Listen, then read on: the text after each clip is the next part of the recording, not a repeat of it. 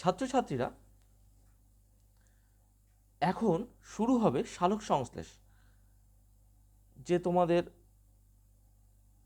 Topic আছে, topic যে সালোক সংশ্লেষ, সেই সালোক সংশ্লেষ টপিকের কিছু এমসিকিউ প্রশ্ন আমি অ্যারেঞ্জ করেছি। সেই প্রশ্নের উত্তর আমরা এখন করব।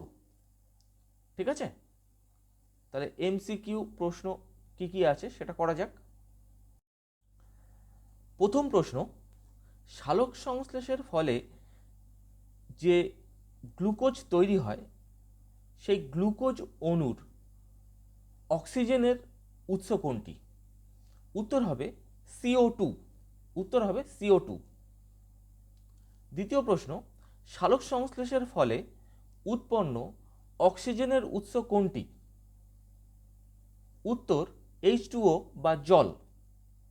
তাহলে আমরা কি দেখতে পাচ্ছি? প্রথম প্রশ্নে কিন্তু দেখতে পাচ্ছি সালোক সংশ্লেষের ফলে গ্লুকোজ উৎপন্ন হয়, এটা আমরা সবাই জানি।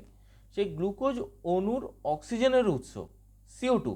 আবার সালোক সংশ্লেষের ফলে যে অক্সিজেনটা তৈরি হয় সেই অক্সিজেনের উৎস কিন্তু হচ্ছে H2O বা জল।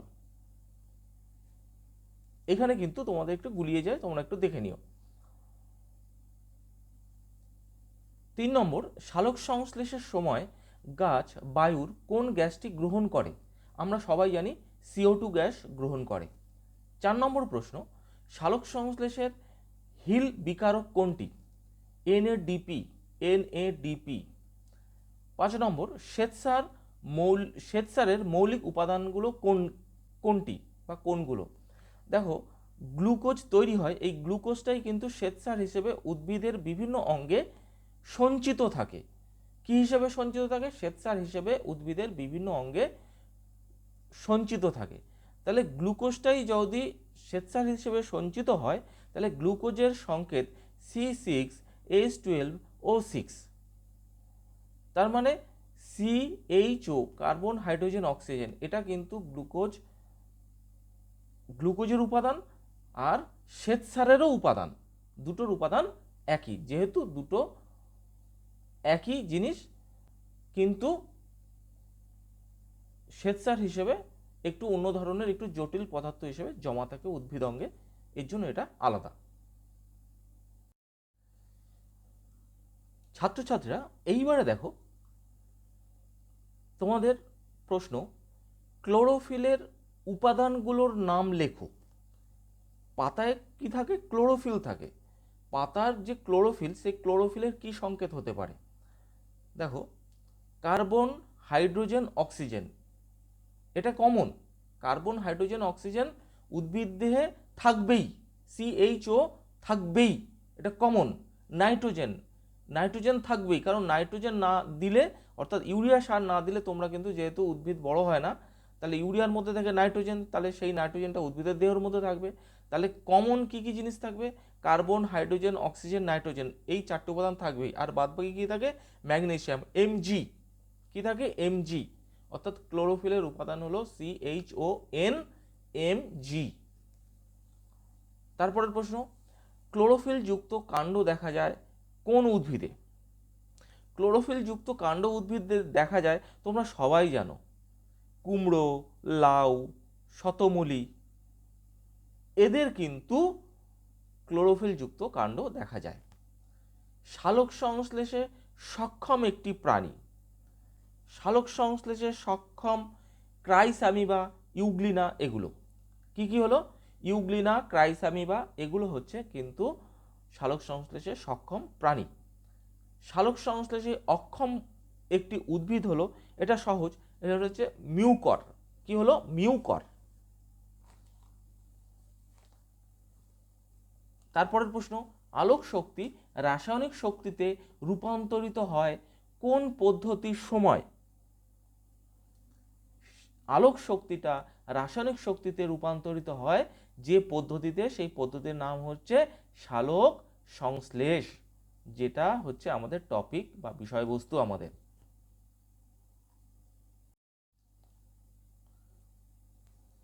এরপরের প্রশ্ন,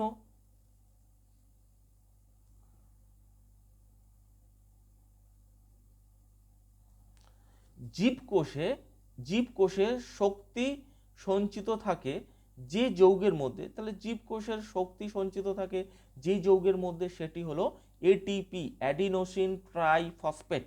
কি অ্যাডিনোসিন ট্রাইফসফেট।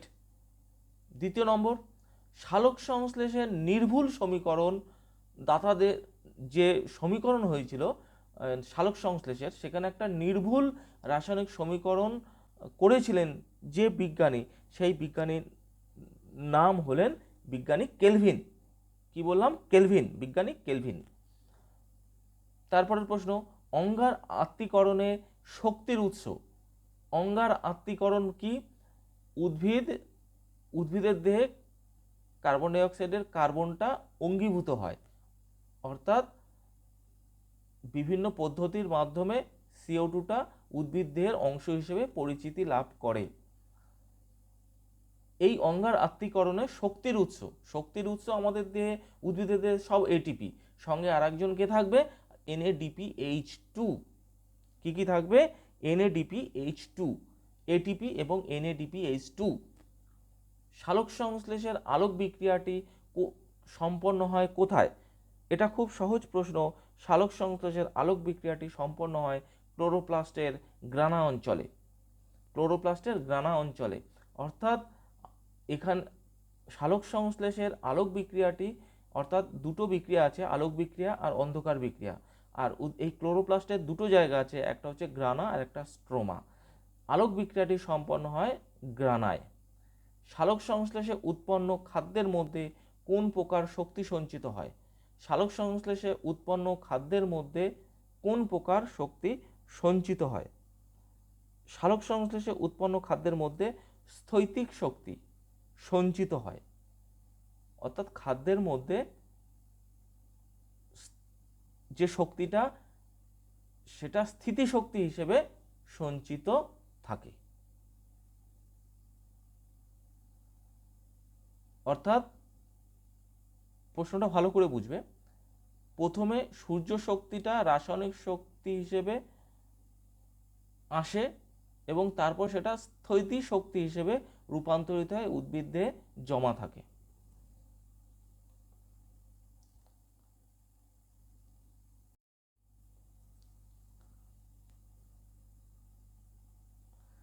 এবারে দেখো, সালোক সংশ্লেষ কি জাতীয় বিপাক? সালোক সংশ্লেষ কিন্তু উপচিতি বিপাক। উপচিতি বিপাক মানে কি? যে বিপাক দু ধরনের, একটা হচ্ছে অপচিতি আর একটা হচ্ছে উপচিতি। বিপাক কি? আমাদের শরীরে সবসময় কোনো না কোনো সময় হচ্ছে ভালো কাজ হচ্ছে, খারাপ কাজ হচ্ছে।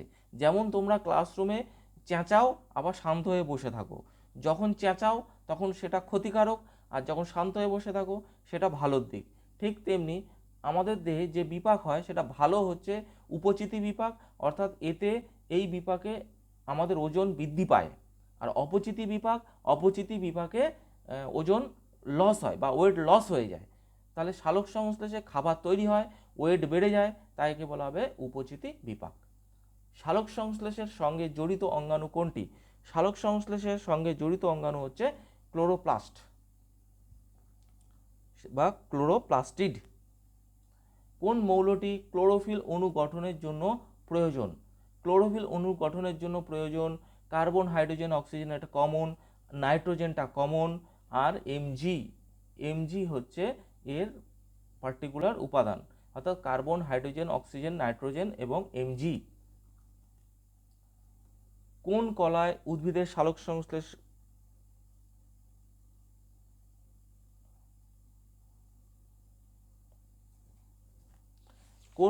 উদ্ভিদের সালোক সংশ্লেষ ঘটে? অর্থাৎ উদ্ভিদের সালোক সংশ্লেষ ঘটে উদ্ভিদের মেসোফিল কলায়। কোন কলায়? উদ্ভিদের মেসোফিল কলায়। সালোক সংশ্লেষে CO2 বন্ধনে সাহায্যকারী উৎসেচক কোনটি? সেই উৎসেচকটির নাম হলো RUBP কার্বক্সাইলেজ। RUBP রাইবিউলোজ বিসফসফেট বা রাইবিউলোজ বাইফসফেট কার্বক্সাইলেজ। তাহলে কি হলো? RUBP কার্বক্সাইলেজ। CO2 সংবন্ধনে যে উৎসেচকটি সাহায্য করে তার নাম হচ্ছে RUBP কার্বক্সাইলেজ।